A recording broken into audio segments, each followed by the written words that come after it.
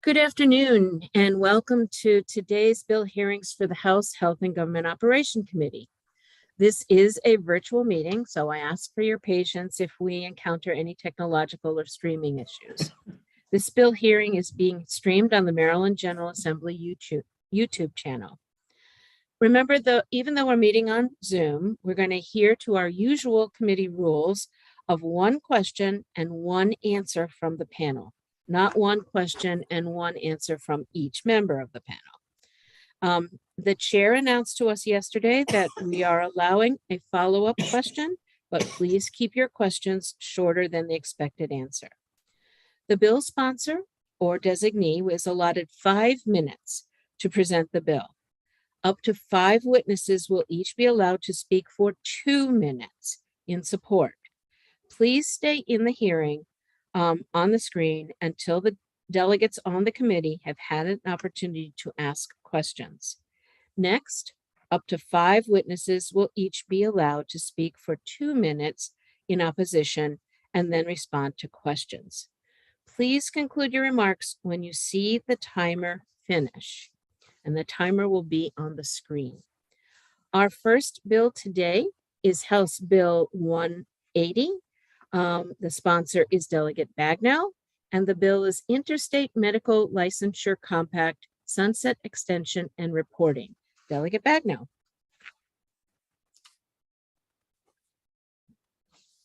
You're on mute. My apologies. Good afternoon, Madam Chair, Madam Vice Chair, and members of the committee. For the record, I'm Delegate Heather Bagnell, District 33 in Anne Arundel County, testifying in support of HB 180, Interstate Medical Licensure Compact, Sunset Extension and Reporting. You have my written testimony, so I will quickly summarize. I know we avoid saying this is a simple bill in this committee, but this really is a simple bill because this committee already did the heavy lift on this effort. In 2018, this committee considered and the General Assembly passed the Interstate Medical Licensure Compact to streamline and expedite the licensure process for physicians working in multiple states. In 2018, when the legislation was introduced, 22 states were part of the compact. Now Maryland is one of 26 states participating, with 4 additional states currently considering the legislation. By all accounts, this compact is working, doing what it is meant to do, and has proven an invaluable resource for our coordinated care efforts in the state. However, as the compact is scheduled to expire in 2022 without further action by the General Assembly, House Bill 180, in essence, would extend the impending termination date of the Interstate Medical Licensure Compact and expand upon the annual report the State Board of Physicians is required to submit under the Health Occupations article to allow for more transparency and accountability and making sure the compact is accomplishing what it is intended to do. I respectfully request a favorable report on House Bill 180, and I'm happy to cede my remaining time to my panel. Thank you, Delegate. I'd like to call to the table, Mr. Steve Wise. Thank you, Delegate Cullison and members of HGO. I'm Steve Wise, appearing today on behalf of MedChi and the emergency physicians. I think many of you will recall that we were integrally involved in the development of the compact along with the Board of Physicians a number of years ago, and it has worked very smoothly. And as Delegate Bagnell said, and by the way, we appreciate her putting in this legislation, it has done everything that we had hoped it would do in terms of smoothing licensure for physicians across state lines. And no one had any idea of the importance of that when this bill was originally passed, but we certainly have learned that lesson over the last couple of years. So we would ask you to pass this bill to keep it in place. I notice in the Board of Physicians testimony that they actually asked to have it extended longer to coincide with their normal sunset evaluation, and we would certainly have no objection to that. So with that, I'm happy to answer any questions. Thank you. Thank you, Mr. Wise. Next up is Mr. Bruce Wollman. Hi there. My name is Dr. Bruce Wollman. I'm Associate Medical Director for the Mid-Atlantic Permanente Medical Group, the physician arm of Kaiser Permanente here in the Mid-Atlantic states.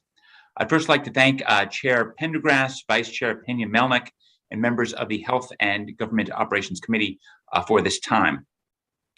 Kaiser Permanente is the largest integrated healthcare delivery system here in the Mid-Atlantic states, where we focus on prevention, treatment and care of the whole population of our 800,000 member patients here in Maryland, Virginia, and the District of Columbia. As we've seen with coronavirus, the ability to move quickly and efficiently during times of crisis has been critical for success in us taking care of our Marylander patients.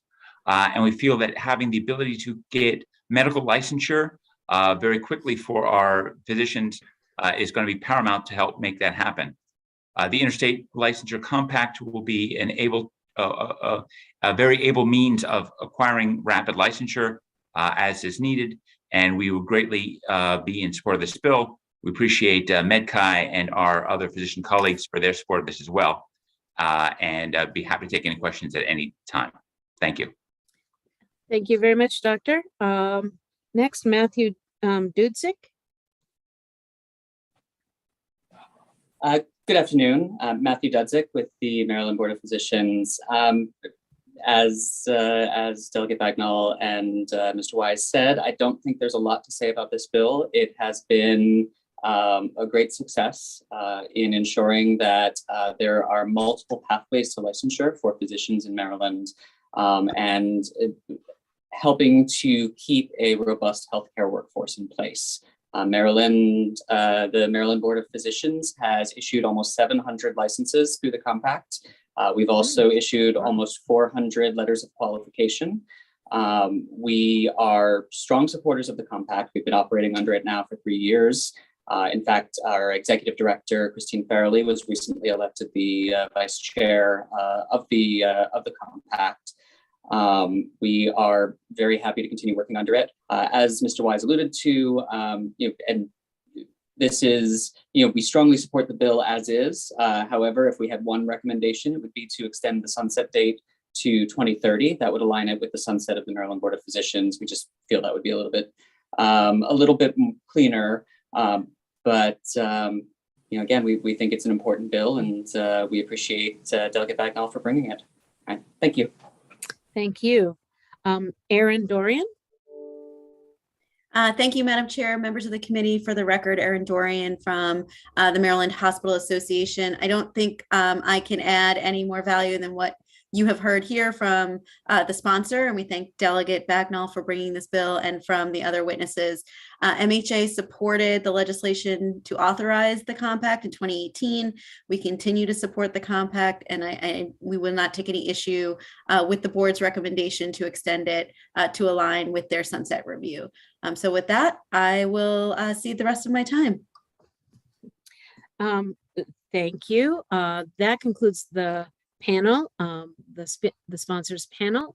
Are there questions of this panel? Delegate Kelly.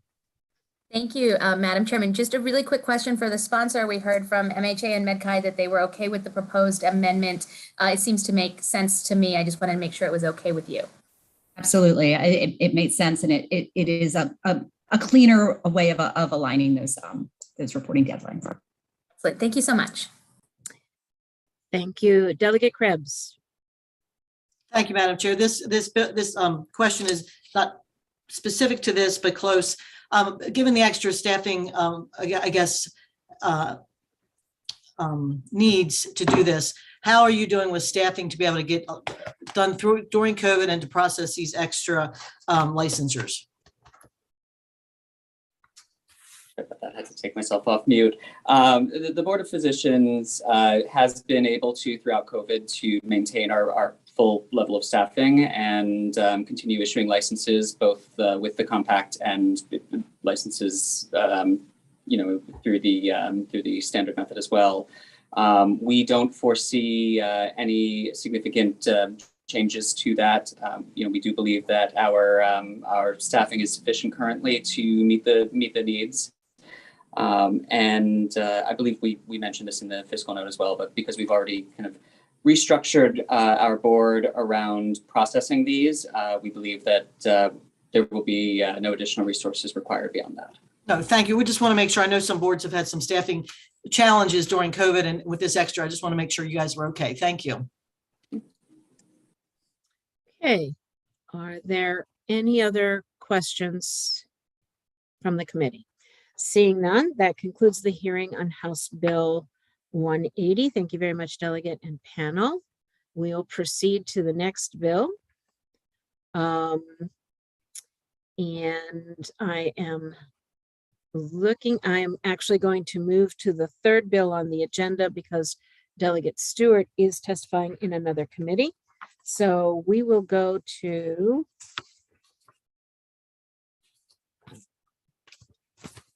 House Bill 235, Delegate Carr. This is Open Meetings Act definition, administrative function. Delegate Carr.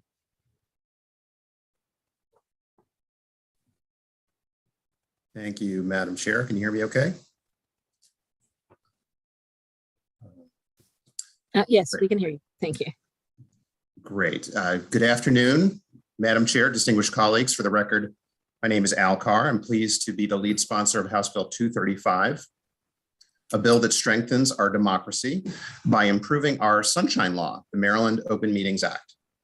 The bill clarifies that when a public body meets to discuss or take personnel actions for direct reports, they are subject to the act and do not fall under the administrative function exception.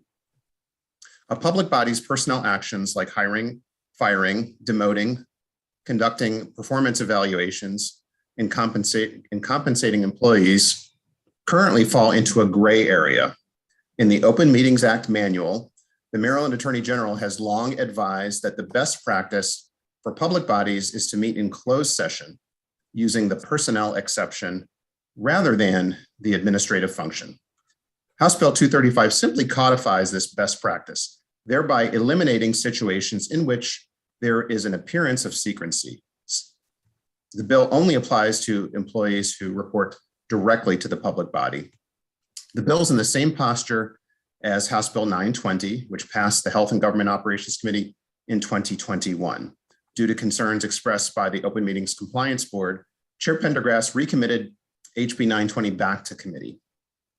Over the interim, she wrote to the board to request that they study the underlying issue and report back with recommendations. Unfortunately, the board declined to take up the chair's request. Rather than undertake a serious inquiry into the issue, the board instead doubled down to defend their opposition to HB 920. They declined the chair's request to include the bill sponsor in their discussions. And the board declined my request to appear today before you in this hearing to explain their position and answer questions. The board argues that the bill is not needed because of a lack of complaints, but personnel-related meetings under the administrative function are currently invisible. So of course there would not be many complaints about them. House Bill 235 would make them visible, and the existence of such meeting, as well as their timing and location, would be known to the public. I ask for a favorable report. Thank you, Delegate. I'd like to call Rebecca Snyder, please. Good afternoon, committee, and thank you, Vice Chair Cullison. My name is Rebecca Snyder, and I represent the Maryland, Delaware, DC Press Association, and we are before you to support this bill, House Bill 235. As Delegate Carr mentioned, this clarification of administrative function would not mean that public bodies could not go into closed session. It just means that one of the most important facets of the function of public bodies, personnel actions, the people who are carrying out the will of the public entity, those meetings around those decisions would be visible. The public would be aware of the time and date and place. That doesn't mean that the public body could not then go into closed session. It just creates more transparency and more accountability. And we supported the bill last year, and we support it again this year, urging a favorable report. Thank you. Okay, thank you very much. I'm going to ask if there are questions. I see Delegate Kaiser. Thank you, Madam Chair. My question is for the bill sponsor, based on something that he said. I just want to make sure I understand. The governing body that governs the open meetings laws wasn't willing to be transparent to meet with you or join us today? Yes, Delegate, thank you for that question. That's exactly correct. They could have been here today to testify, and they could have reached out and worked with me over the interim on this very issue, but they did not. Thank you. Delegate Hill. Thank you, Madam Chair, and thank you, Delegate Carr, for bringing this bill back. Can you address in their letter, the Open Meetings Compliance Board letter, they make a point that because among the 15 exceptions to the openness requirement, the bill includes, quote, personnel matters exception. And they argue that therefore it doesn't make those more public. In testimony, your witness stated that those that at least people would know they're going on. Can you explain exactly what you think the bill does and how having personal matters as an exception does not change the goal that you feel you're achieving through the bill? Thank you, Delegate, for that excellent question. So let me explain by way of an example. I think I became aware of the need for this bill when working with the housing authority in my county. And there were some irregularities associated with the compensation for the executive director. And there were some attempts to find out more information, Public Information Act requests, and so on. And the board response was basically, we don't have to tell you whether we met to review the executive director's compensation or whether we gave him a bonus. To the extent that we did meet, it was under the administrative function, and therefore we don't have to tell you whether it happened or when it happened. So that's the exact problem we're getting at. When those kind of things happen, it gives the appearance of secrecy. And most public bodies, they follow the best practice, and they just have a closed session, and the public is aware that a meeting happened, when it happened, and where it happened. So there's sort of a paper trail, but for those rare occasions where a public body does not want to be transparent in its personnel action or accountable, they'll hide behind this administrative function, which is a known problematic area. It's been in the known about for many years, and this bill is the fix. And follow up, so what you're saying is under this legislation, should it pass, they would have had to say, we're going to call for the exception, and as you say, go to closed section. They couldn't simply carry it out and not have a record that they were dealing with the issue at all. Correct. And this particular public body, this housing authority, they're currently following this best practice, I think, because they were sort of called out, but they shouldn't have had to been called out to start doing the right thing. With a bill like this, they would have had to do that all along. Okay, thank you. Chairman Pendergrass. Thank you, Madam Chair. This is for Rebecca Snyder.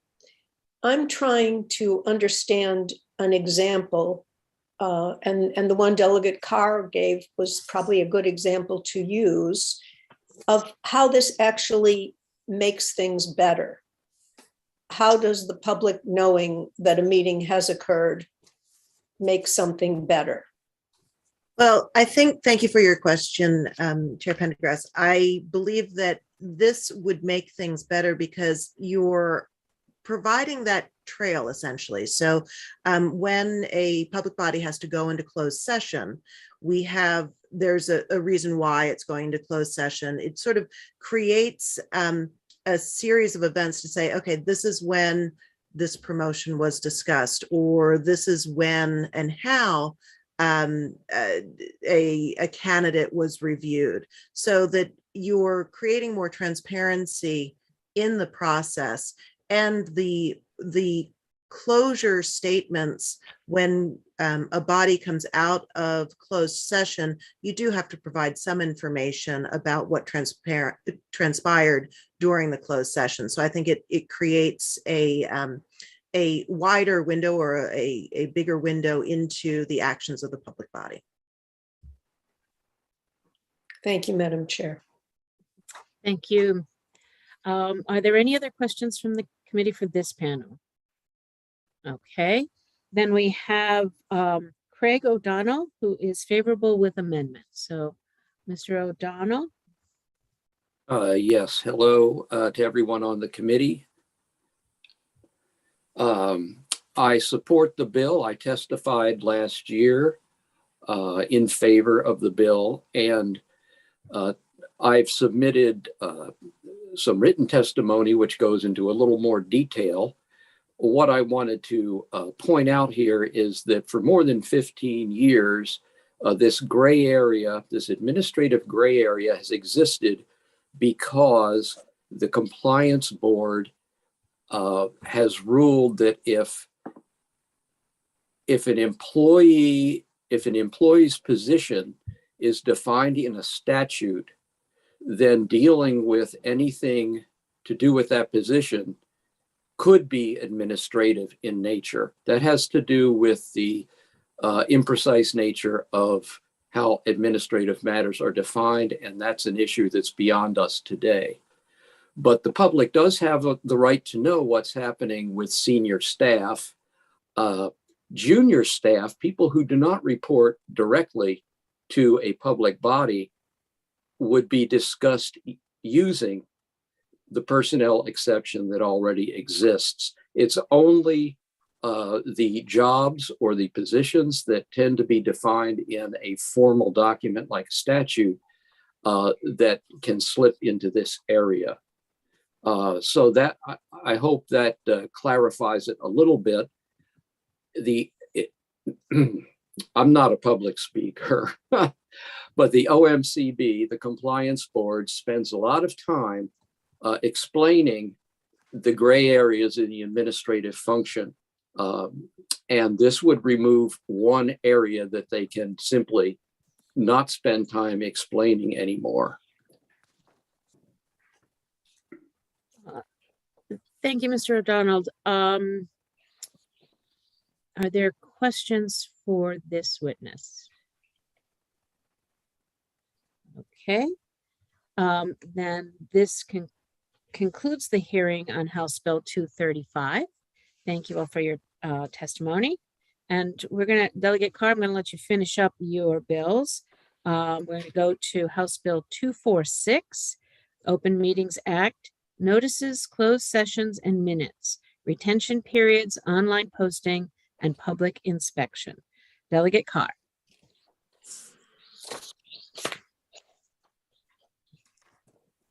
Thank you, Madam Chair.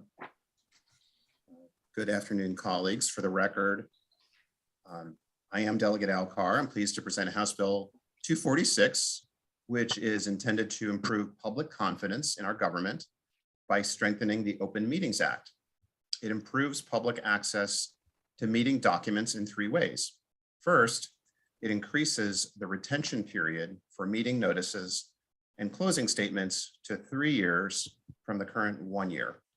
Second, it requires that closing statements be posted online, just like meeting minutes, to the extent practicable. And third, it requires that if not posted online, public bodies must send electronic copies of certain minutes and closing statements upon request at no charge within 2 business days. The idea is to make the Open Meetings Act more pandemic proof. There are still a number of public bodies that do not post their meeting minutes or recordings online, even though they're required to do so in the act to the extent practicable.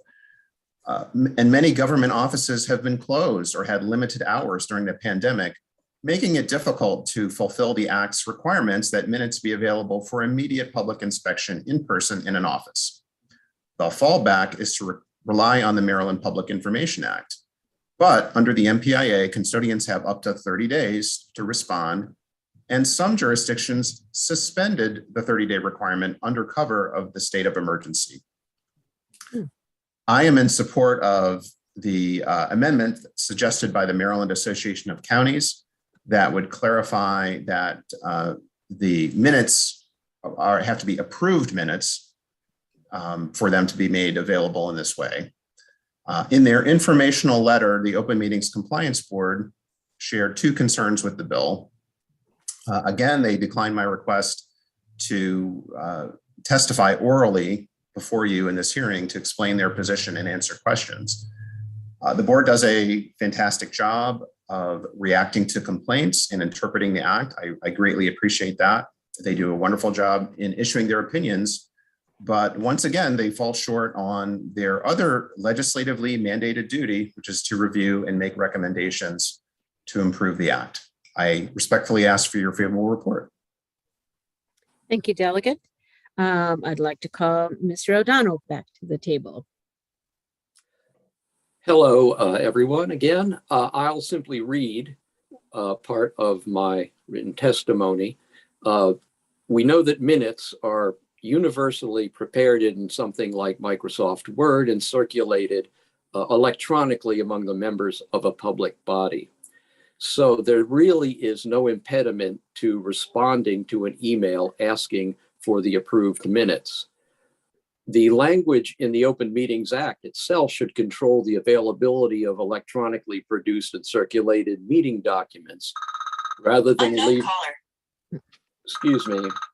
rather than leaving it up to the PIA process. The change will also be efficient. The Open Meetings Act complaints often focus on delays in posting minutes on a website. It consumes far more time and money for a board or committee to answer an open meetings complaint than it would to email minutes to the occasional requester. And such complaints use up open meetings compliance board's limited time as well. Now, the chances are very good that a typical public body will only see a few such requests in any given, let's say, month if they meet monthly. Excuse me here, there we go. However, if they get too many requests, then the remedy is to come back, revisit the change to the law, and take legislative action rather than guessing that this might make some sort of greater burden on either public bodies or the compliance board. The compliance board is certainly overworked. They do a great job, and this would really straighten things out in another problematic area.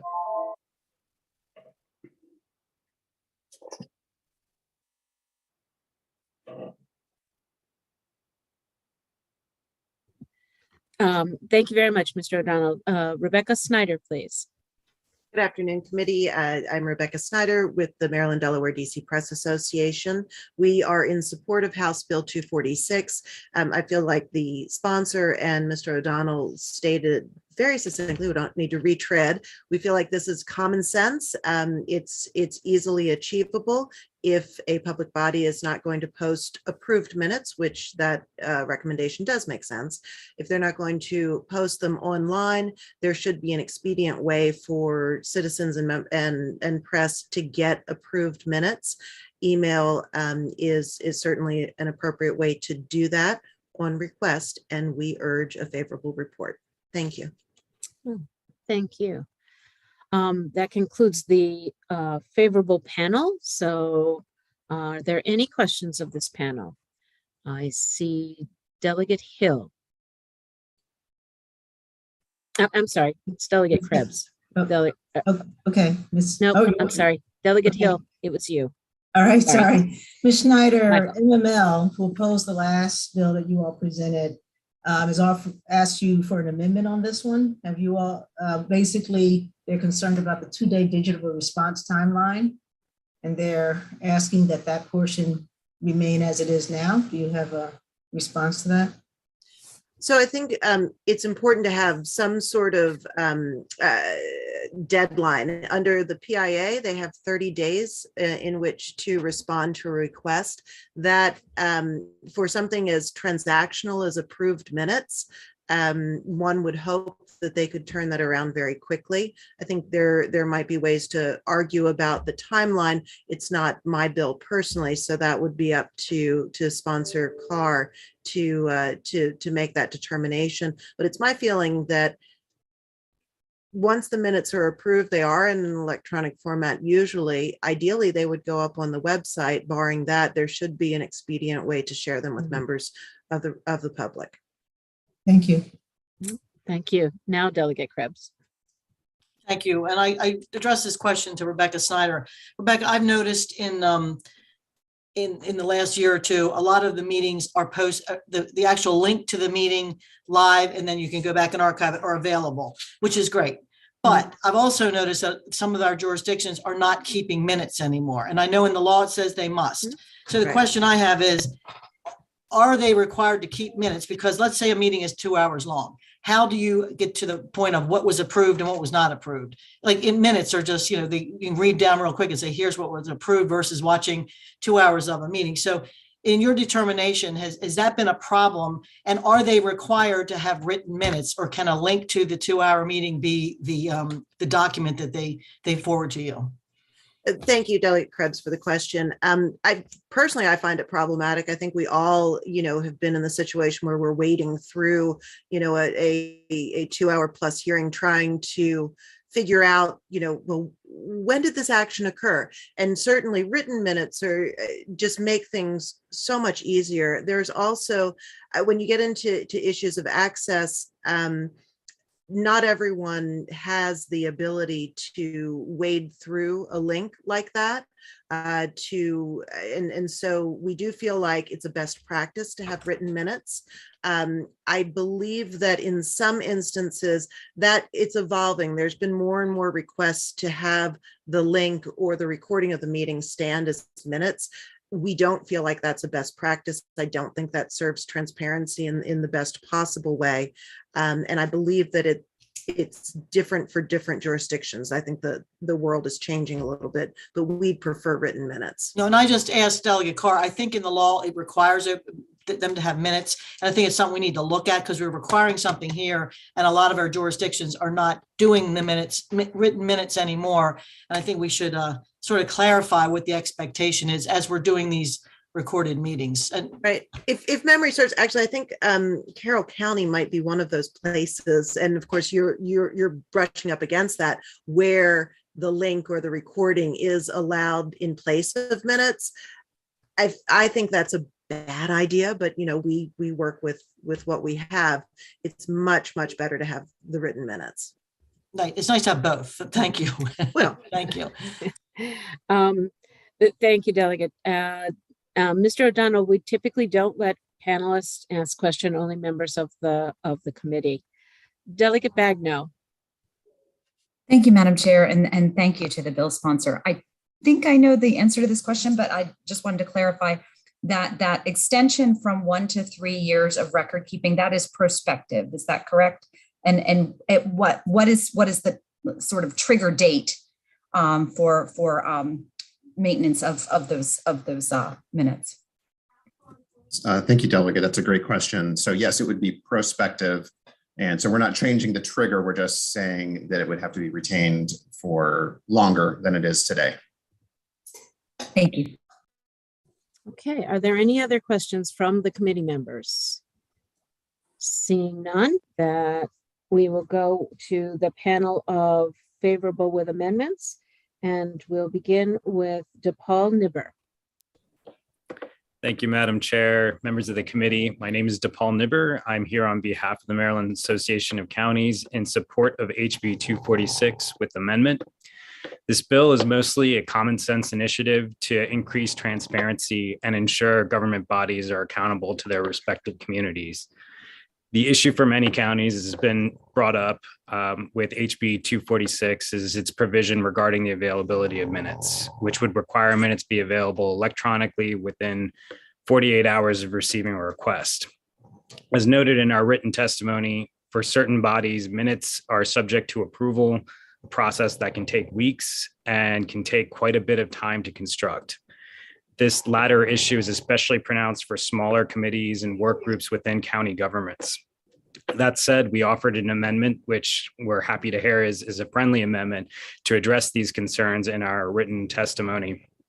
The amendment would require governments to provide minutes within 48 hours of approval or other finalization, as opposed to upon receiving a request. We agree with Delegate Carr that governments should be transparent and accountable. Our amendment balances these considerations with available governmental resources and the processes binding them.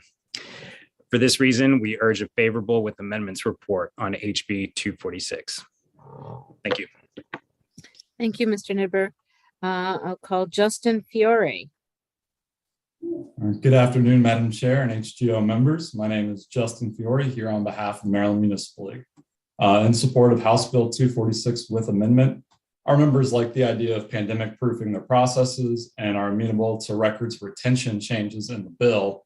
However, we believe the record producing deadlines are better handled within the Public Information Act. We could go through and set deadlines for every type of document a municipality approves. This type takes 2 days, this one 5, another 7 and 10, and so on.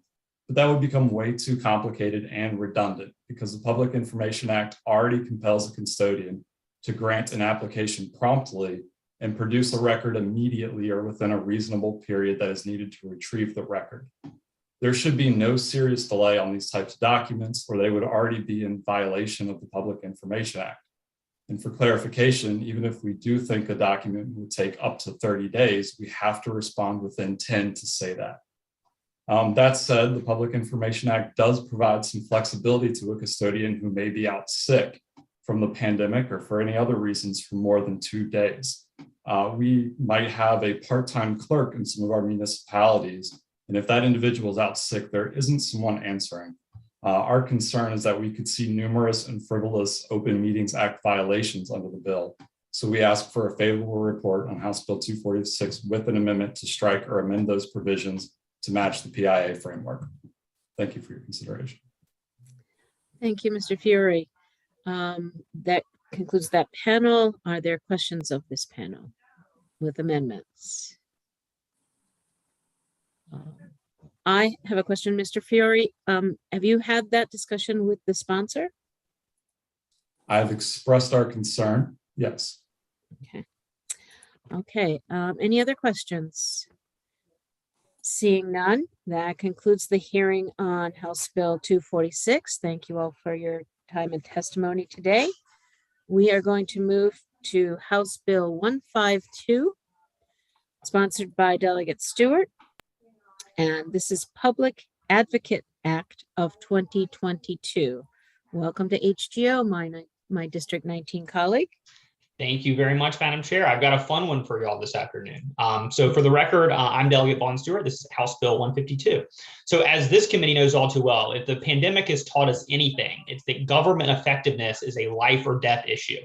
Public negligence and incompetence could be listed as comorbidities in thousands of COVID deaths in Maryland. And really, bureaucratic problems have plagued the state since the onset of the pandemic, and of course, for years before any of us ever heard the word COVID. If we do not invest in public oversight, in citizen engagement, and in government modernization, we will not only fail to confront today's crisis, we will also repeat the same mistakes the next time a crisis arises. And so HB 152 amends Maryland state's constitution and gives the voters an opportunity to vote on a constitutional amendment that would create a publicly elected statewide public advocate on the November ballot. This position would supercharge our state government's agility, competence, transparency, and fairness. The public advocate would be elected every 4 years alongside other state offices, and it would be tasked with 3 mandates. Number 1, to monitor state government in the spirit of the public interest. Number 2, to facilitate democratic engagement. And number 3, to advocate for systemic solutions to patterns seen in citizen complaints. So the public advocate would be part ombudsman, part watchdog, part innovator, part organizer. And having a public office to empower ordinary citizens is not a new concept. Many places have so-called ombudsmen or ombudspeople or their first cousins, inspector generals. And both New Jersey and New York City have actually called these officials public advocates. New York City's current public advocate has actually gained national recognition for his use of the office to issue dozens of policy and oversight reports. So for example, in November 2020, the New York City public advocate issued a report analyzing how the city government responded to the first COVID wave and proposed recommendations for how the city could better counter future waves, as we've seen. And so while most government executives or government executives in general must focus on immediately reacting to crises, being reactive, a public advocate can instead be proactive. They can take a step back, they can provide oversight, and they can propose long-term reforms to the system. There's also precedent for altering our constitutional officers in Maryland as circumstances change. The office of the comptroller was established by the General Assembly in 1851 to serve as a watchdog, believe it or not, on the treasurer's office. And Maryland's lieutenant governor position is only a bit over 50 years old, having been reestablished in 1970. A public advocate would benefit the state in a multitude of ways. If you care about citizen or civic engagement, a public advocate would work to open government and open up democratic participation of more Marylanders in more ways. Are you worried about waste, fraud, and abuse? A public advocate would be on the front lines of fighting it and promoting efficient and ethical government operations. Are you perhaps part of Maryland's startup community or invested in technology? A public advocate office would have the independence and farsightedness to push government bureaucracy toward innovation. Or are you concerned, like I certainly am, about racial justice or racial injustice? A public advocate would have the platform and the mandate to rectify bias and inequities in state agencies and programs. So simply put, this bill would let Maryland voters decide on whether to create this new statewide position, the public advocate, whose job it would be to fight corruption, restore public trust, and basically give regular folks more power over the forces that govern their lives. I urge a favorable report. Thank you, Delegate. I'd like to call Ben Palmquist. Hello, my name is Ben Palmquist. Thank you, committee members, for this hearing. I'm on staff with Partners for Dignity and Rights, a national human rights organization, and we're pleased to support HB 152 and to create a public advocate in Maryland. I'm a former resident of New York City, so personally benefited from having the public advocate there. And in my professional capacity, I've seen how public advocates really can be an important institution to promote transparency and accountability in government, to deepen democratic engagement, and to protect the rights of residents. I've had conversations, for example, with public healthcare advocates, statewide advocates in Connecticut and in Nevada, and have learned a great deal about how they're able to advocate on behalf of residents and stand up for them. I've submitted written testimonies, so I won't go into more detail on those models. But again, just want to reaffirm that, in this time when I think there's a lot of public frustration, there's a lot of misinformation, and there's a lot of distrust, public advocates can really be a model that affirm an important role from government when people are looking for solutions, and really to build in that deepened democracy between elections in a way that gives people a chance to engage more directly with their government. Thank you. Thank you. Nikki, Tyree. Hi, thank you, Madam Chairwoman, Madam Vice Chairwoman, and the committee members. I'm Nikki Tyree, Executive Director of League of Women Voters of Maryland. And while I was born and raised here in Annapolis in District 33, I also am a previous resident of New York City. And I can tell you that from my work with the legislator and the city council there, the public advocate office held by Mayor Bill de Blasio and Attorney General Letitia James in my time was an office that brought a sense of real trust and openness to the public. Many of us believed that the public advocate would directly hear our concerns in order to introduce legislation and work with our elected officials. And we felt as if we had someone representing us, with Letitia James more so in the minority capacity. The League believes in open and transparent government as much as possible. Having a public advocate office would allow for our citizens who have brought sentiments of feeling disconnected from their officials a voice and an open door. And we urge the committee to give a favorable report. Thank you. Thank you. Mr. Ottinger. Larry Ottinger. Yes, thank you. There we go. Madam Chair and members of the committee. My name's Larry Ottinger, and I'm president of Our Maryland, a nonprofit platform for promoting a just and sustainable future for all Marylanders. Our Maryland currently has 14,000 email subscribers and 55,000 Facebook followers across the state. We urge a favorable report on the Public Advocate Act of 2022. Increasing public trust and engagement in our government has never been more important. An elected public advocate will be able to monitor complaints, fight corruption, and propose solutions to make our government and tax dollars more accessible, accountable, and effective.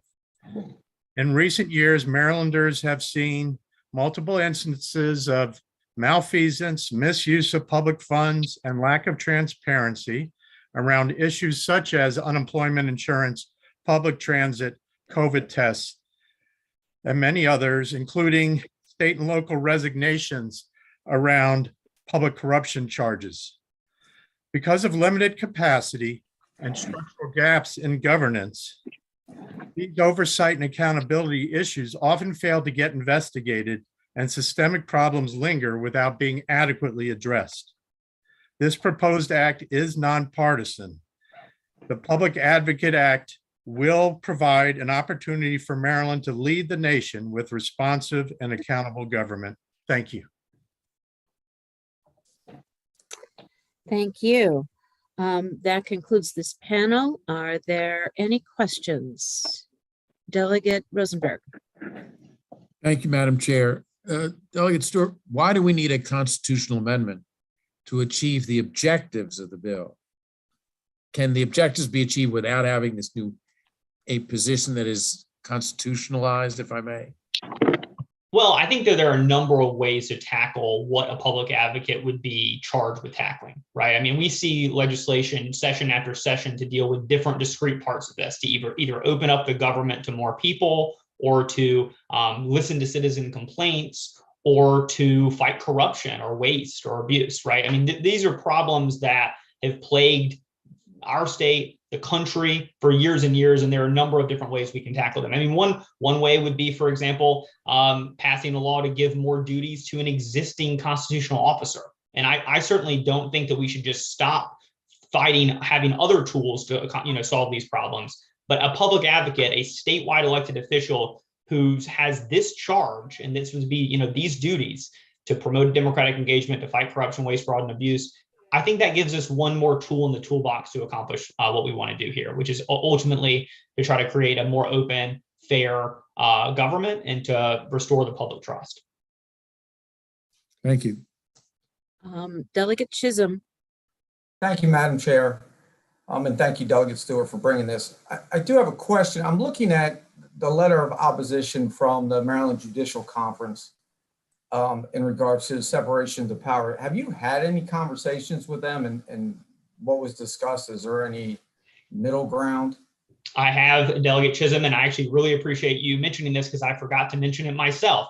So they submitted some opposition testimony. They questioned the part of the bill that would empower the public advocate to essentially investigate judges as a potential separation of powers issue. I think that's actually a very good point that I didn't consider. And I've submitted a sponsor amendment to remove that from the bill. I've sent it to the Judicial Conference, and they say they no longer have any problems with the bill.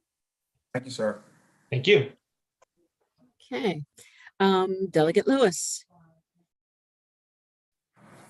Thank you, Madam Chair. Thank you, Delegate Stewart, for bringing this interesting bill. Just out of curiosity, what kind of qualities or qualifications would a candidate for this very special office need to fulfill the role? Yeah, that's a really interesting question, actually. I mean, I think we can all kind of put ourselves in the shoes of a voter, because if we ultimately pass this and if the voters of Maryland approve it, then all of us will have an opportunity to select, from candidates who we would want the public advocate to be. And to me, I think the word that probably comes to mind immediately is just independence. We don't want someone who's going to be a partisan. We don't want someone who's going to be trying to kowtow to this group or that group. We want someone who's going to be independent minded and who's going to basically call it like they see it. And so I would certainly, I think that's been the experience in the jurisdictions that have had either public advocates or ombuds people or whatever, is I think more often than not, they elect the right person who is independent, who tackles these duties with not only zest and vigor, but also a sense of fairness. And so I think that probably is the quality that comes to mind first. But, we could probably spend all afternoon listing the qualities, that one would look for in such an important position. Thank you. Thank you, Madam Chair. Thank you. Delegate Saab. Thank you, Madam Chairman. And thank you, Delegate, for bringing this bill. So I'm all for transparency and nonpartisan. So can you, well, first of all, I think we are public advocates because this is our jobs too. This is exactly what we do in our, daily jobs as elected officials. But I'm trying to, I'm also, a limited government advocate as well. And I'm trying to picture what would that office be, how big it would be, how much money they make, and how much money would this add to the state budget. And can you tell me a little bit more about, being partisan? Would it be a primary election? I know, you mentioned that, which is also interesting. So would it be a Republican, a Democrat? Would they have to go through a primary? These are all great questions, Delegate Saab. I appreciate it. So in terms of the actual size of the office, and I totally get your concerns, we would not want this to be some sort of bloated bureaucracy onto itself. This bill is silent on exactly what the budget process would look like for that office, just as it was silent when we passed, for example, legislation to create either the comptroller or the lieutenant governor. There was no, in those referenda, there was no provision about the size of the office. That would probably have to be an add-on, sort of implementing legislation in the event that the voters decided this issue. So that's sort of to be determined. But I agree with you that we would not want some sort of bloated office or bloated bureaucracy. And that's not how it's worked in places like New Jersey or New York City. It's not like they're putting a whole lot of money behind this, and you I think can do with a relatively skeletal crew of staffers. I don't think that the public advocate, if they're totally devoted to this, they're not going to need dozens of other employees. But to answer your other question, that is laid out in the bill, which is that this would be a partisan office. There would be a Democratic primary, there would be a Republican primary, there would be partisan affiliations attached to the office, and then the voters would decide who is elected. And so I recognize that there is a bit of a tension there between the sort of nonpartisanship and the independence that we want from the office and the partisan label, but that's how the bill is put together. And I think that looking at how other places have experienced what some of these positions, I think usually the best public advocates or the best ombuds people can leave their partisanship at the door and serve Maryland. And then just to your last point about how it's all of our jobs to be public advocates, I obviously couldn't agree more, but I think my position is just quite simply, Maryland cannot have too many watchdogs. Yeah, I mean, I agree for the answer. Delegate, you're breaking up. Yep, you still go through primary. Sorry, I said I agree. Thank you for the answer, but I still find it hard to be independent when you actually have to go through a primary election. But it'll be interesting to see how this bill unfolds. Thank you. Yeah, thank you, Delegate. I mean, if I could just add one more comment, Madam Chair, which is that I think that the comptroller's office is a pretty good example here. I think Maryland has been very fortunate over its history to have a number of comptrollers that I think people on both sides of the aisle recognize as sort of independent callers of balls and strikes, and who did not collect taxes in a Republican or a Democratic way, even though all of those comptrollers throughout state history have had a party label attached. So even though there is partisanship here, I really think that the best candidates that rise to the top will be able to leave that at the door. Thank you, Delegate. Thank you, Madam Chairman. Thank you, delegates. Thank you. Delegate Hill. Thank you. Thank you, Delegate Stewart, for this really interesting piece of legislation. Can you help me understand? We've been seeing at local levels, at the county levels, where different people have been tasked with investigating elected officials in addition to the state's attorneys and so forth. And they're usually on ethics issue, they're usually called out at some point for being, using their bully pulpit to target people for personal and other reasons. what's the assurance that, number one, I mean, the claims are going to come either way, the charges are going to come, but that they're not going to be using their bully pulpit to coerce and abuse people in sort of the J. Edgar Hoover kind of way? I'll focus on you if you don't behave the way I want you to. Yeah, that's a great question, Delegate Hill. I appreciate it. And I think there are probably a lot of different answers to this, but the most simple one is that the way we hold public advocates accountable in the future when we pass this bill and when voters approve it, the way we do it is elections. Unlike J. Edgar Hoover and unlike a number of other officials that have been, pointed in this way or that way in our state or throughout the country as targeting people unfairly, a lot of those folks are appointed. A lot of those folks have 1 or 2 levels of removal from the regular citizenry. And I think what's so powerful about this position is that we, the voters, get to decide who it is. And every 4 years, we can take that person out of office if we think that they're behaving inappropriately. Now, I don't think that necessarily they will, right? And of course, those charges may happen, whether or not they're founded charges or unfounded charges will be up to the voters to decide. And I think that's how democracy should function. Okay, and finally, so to that point, who investigates their ethics? If there's some issue while they're doing their job, who looks and says, well, you're not behaving ethically now? Well, that's a great question. I mean, I think that certainly, the voters could, other than just merely the voters, I think that there are a number of other constitutional officers that would essentially have that inherent authority, including, for example, the comptroller could issue their own investigations based on the authority that we give the comptroller of the public advocate. And I think that's, while it may seem a little bit strange and a little bit confused to have this officer looking after that officer and that officer, I actually think that sort of level where everyone's looking out for each other, right? Looking at each other and everyone is empowered to serve as a check on each other, provides essentially one additional lever other than just the mere voters to make sure people are held accountable and not misusing the powers of their office. But I appreciate the question. It's a good one. Okay. Are there any other questions from the committee? I have a question for Mr. Palmquist. Can you give me a very specific example of your engagement with the public advocate in New York, or you or someone else that, or some entity that you know? What does it actually look like? That's a great question, and Nikki might want to weigh in. I personally haven't engaged with them, but my understanding is that they both create spaces like public forums where people as individual residents can show up and engage directly with government. And they also do proactive outreach in working with community organizations, labor groups, other groups that are representing particularly people who are less poorly represented, usually in the political system, to make sure that they have an active institutionalized voice in government.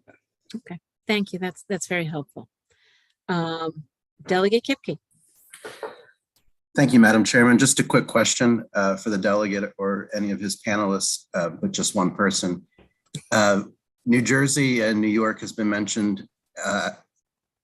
Can you describe one concrete thing that this position has done in either of those 2 places that produced some benefit to their community that couldn't have been done through other means?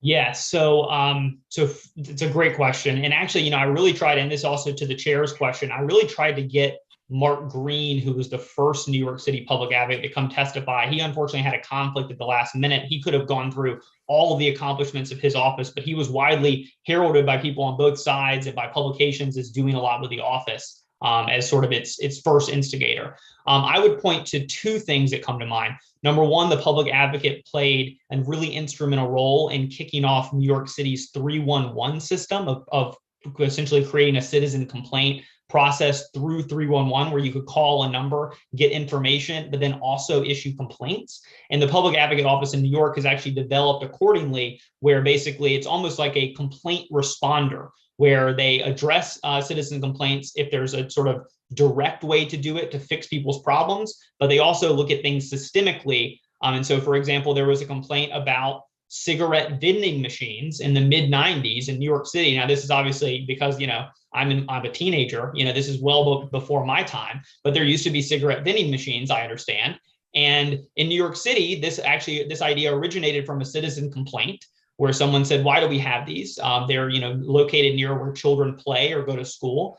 And the public advocate took it upon themselves to issue a number of reports about why this was a really bad idea, and brought and shined a spotlight on the tobacco industry in a way that they were able to shepherd legislation through the New York City Council at that time in, say, 1995 or so, to completely ban vending machines. And there have been a number of studies suggesting that that ban saved countless lives and prevented countless, especially young people, from becoming addicted to cigarettes in the first place. But that's just one example. And I really regret not having Mark Green here, because he probably could have spent maybe 8 hours of your time listing things that he was able to accomplish as the public advocate that wouldn't have otherwise been able to do. I will, Delegate Kipke, if you'd like, I actually have his book where he lists all these things, and that's how I know about these examples. And I'm happy to go on Amazon and buy you a copy if you're interested. It's kind of an old book, so it's very cheap.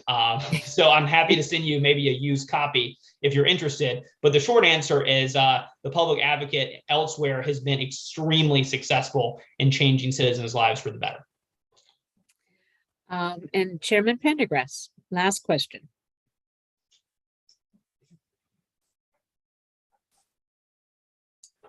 Thank you, Madam Chair.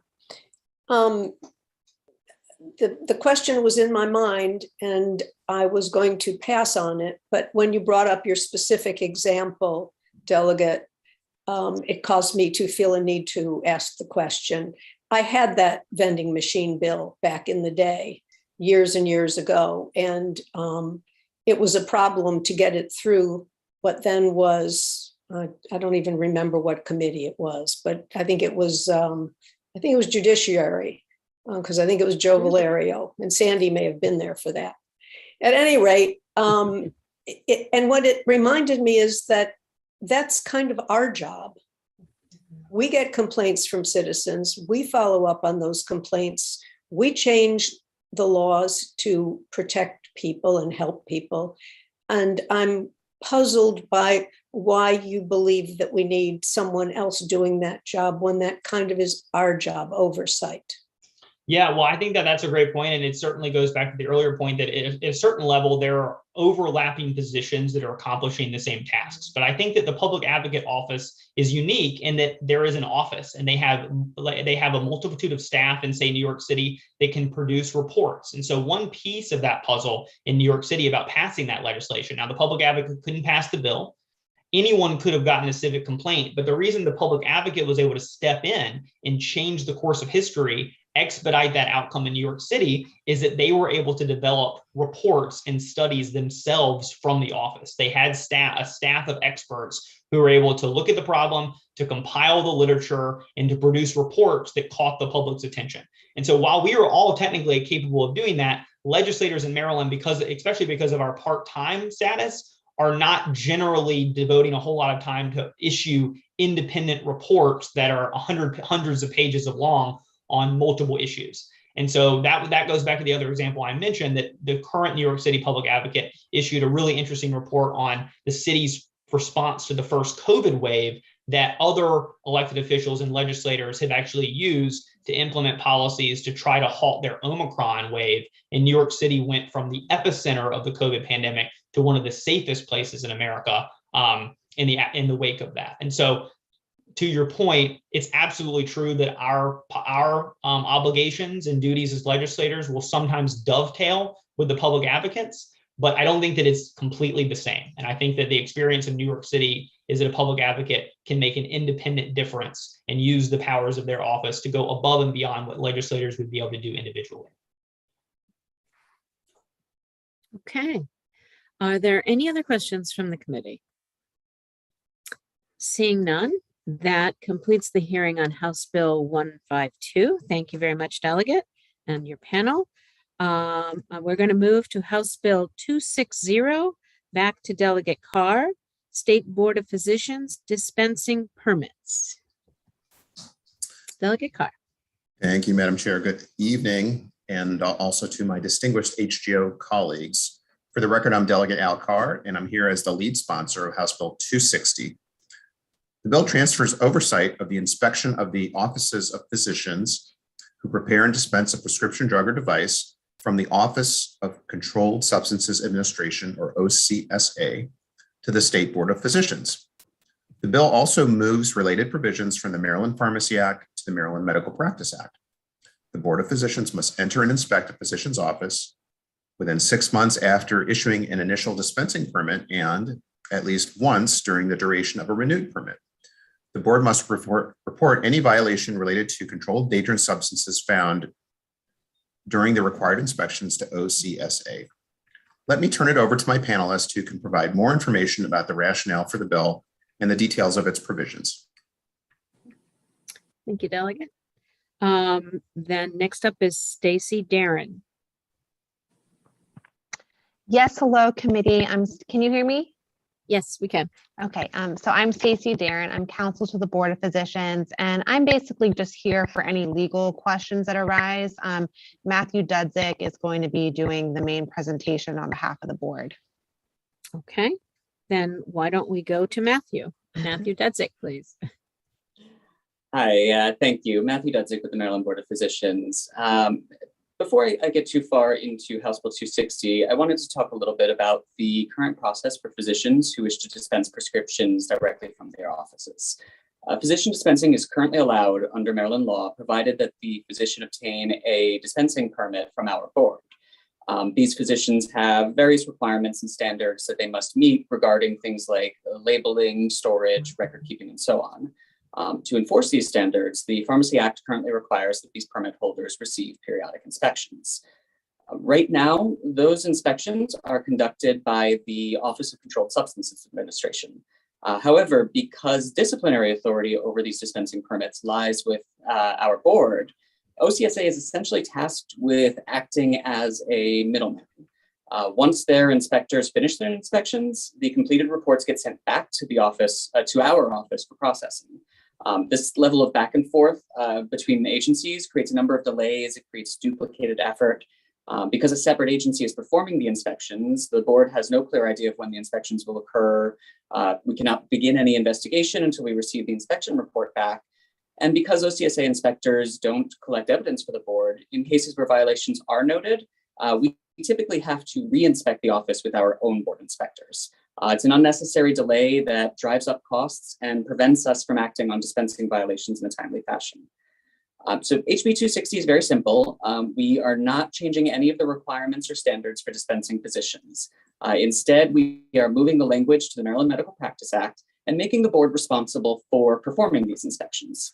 By having the board handle these inspections, we can collect evidence. In cases where violations are found, we can immediately move forward with an investigation. And we can also streamline the process in some other ways, such as moving these permits to the same cycle as license renewals and implementing similar requirements on keeping updated information to ensure that the information on the permit is accurate.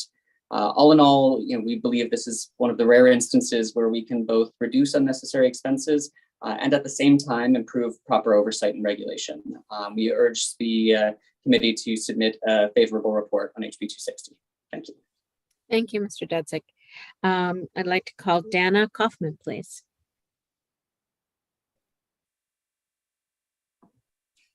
Thank you very much, Chair Cullison, members of the House Health and Government Operations Committee. My name is Dana Kaufman. I'm here on behalf of MedChi. I'd like to acquiesce to the statements that were just made by the representative from the Board of Physicians. We do also agree that this is a very simple bill. It is why it's long in pages. It is actually only transferring the inspection authority over to the Board of Physicians, which we do believe will result in a more streamlined and efficient process for the Board of Physicians. And just as to note, there are only approximately 651 dispensing physicians out of all the licensed physicians. So you're talking only about 2% of the physicians, and the Board of Physicians already has the authority to inspect physician offices. So again, that is one of the main reasons we believe that this would be a much more efficient and streamlined process. So with that, we urge a favorable vote. And also just to emphasize, because the bill looks long, this bill does not change any of the current substantive provisions for dispensing. I think that's just very important to emphasize. Thank you. Thank you. That concludes this panel. Are there questions from the committee? Delegate Kelly. Thank you, Madam Chairman. I do actually have a question. I'm looking in the file. I think this question is best directed to Mr. Dudzik. There's a letter in the file from the Office of the Attorney General raising concerns about this, and I'm hoping you can help walk us through the difference, because I was very confused by this as well when we talked, the difference between dispensing permits and the CDS registration. Can you walk us through that? Because I don't know if you've seen this letter from the Attorney General's office, but they're raising concerns there. Thank you, Delegate. Thank you for that question. Yes, I have seen the letter. Their office seemed concerned that we were somehow removing or limiting the Office of Controlled Substance Administration's authority over the CDS registrations. CDS registrations are entirely separate from the dispensing permits. CDS registrations are for all prescribing and dispensing practitioners who handle CDS at all, or controlled dangerous substances at all.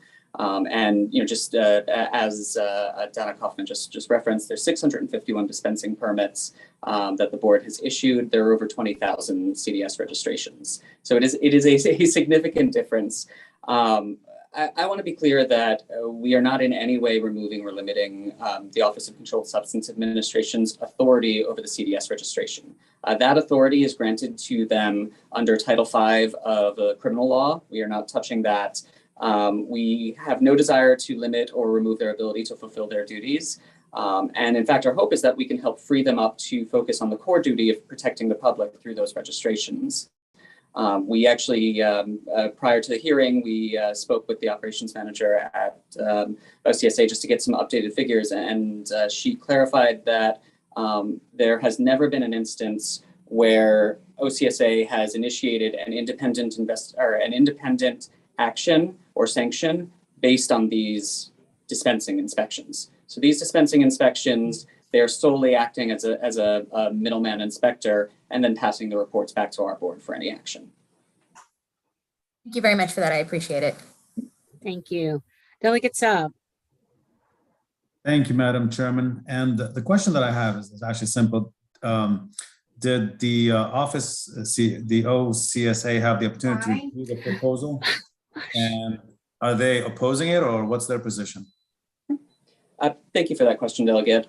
We've been in communication with the Board of Pharmacy, with the Office of Controlled Substance Administration for the past year, working on this legislation. They did have the opportunity to review it. They did not submit any opposition, and we've been in constant communication with them. And you mentioned something earlier about suspension revocation. Can you just repeat? I may have missed it. Has there been any independent suspension since taking the role? When we spoke to OCSA most recently, they didn't have access to their full tenure records, but they went back 6 years. There have been no independent actions directly as a result of these dispensing inspections, and I believe they had only 2 suspension or revocations in that 6-year period at all. Thank you, Madam Chairman. Thank you, Delegate Bhandari. Thank you, Madam Chair. This is a very simple bill. If I miss any point here, the bill transferred the oversight of the inspection of the Office of Physician to the physician to the State Board of it moves from OCA to the State Board of Physician, right? The oversight. Why do we need this? Thank you for that question. Unfortunately, the current process has left a lot to be desired. It's because it is 2 separate agencies that are acting. There are a number of difficulties in being able to proceed in those instances where we do find violations, being able to act on them in anything resembling a timely fashion. There's also just a significant amount of duplicated effort and redundancy that means that we end up paying multiple times for the same thing, for the same inspections.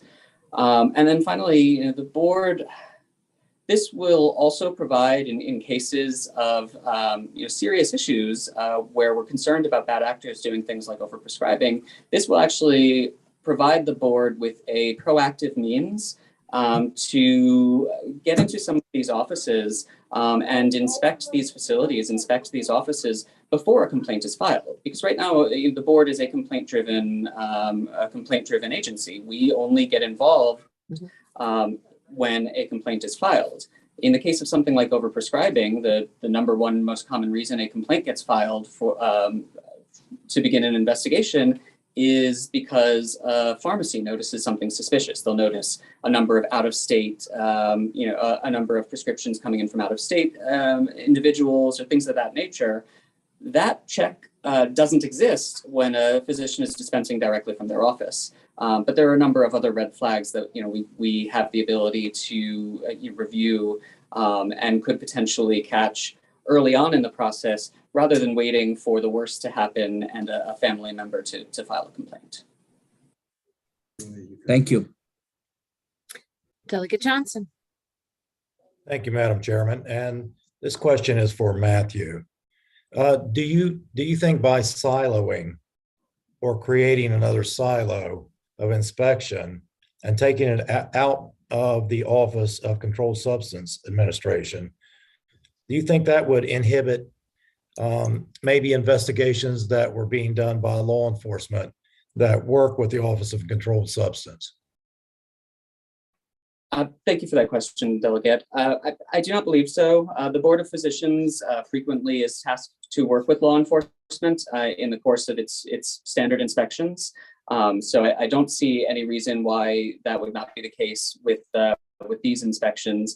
We've also included provisions so that if there are violations involving CDS, we do immediately notify OCSA so that there's no delay in coverage. And again, while you spoke of siloing the inspections so that they are solely being done by the board, but these are inspections that the Office of Controlled Substance Administration has no authority to act on. Again, they've never initiated an independent action based on these inspections. They simply send the reports back to us. We're just hoping to eliminate that step and begin any necessary investigative process sooner. Thank you, Mr. Chairman, Madam Chairman. Thank you, Delegate. Any other questions? Mr. Dudzik, you're our expert here. Just want to make sure, how do we make sure that the Board of Physicians has the capacity, the staff capacity to do this work? Is it a big increase over what's currently being done, or is it just a minor increase over what's currently being done because the board has regular inspections anyway? I think that's an excellent question, actually. So the Board of Physicians actually currently funds the OCSA's inspection team for dispensing permits.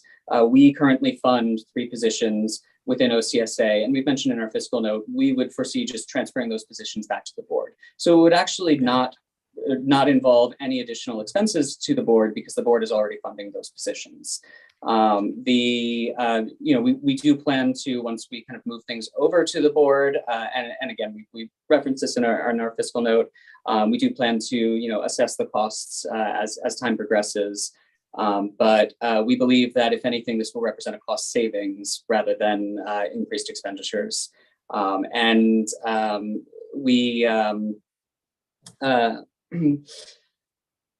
I'm sorry, I started going on to another tangent, but to answer your question, because we already fund this program, we don't foresee needing additional staff beyond what currently exists. So by funding, you mean that $1,050 per inspection the board is currently paying to the office, and you will no longer be paying that $1,050. So you would capture those funds to make sure you have the staff to do the extra inspections. That's correct. Yes. Okay. Just wanted to be clear on that. Thank you very much. Any other questions from the committee? Seeing none, that concludes the hearing on House Bill 260 and the work before the committee today. The committee will have a briefing tomorrow at 1 o'clock and bill hearings at 2:30. You all have a wonderful afternoon. Thank you.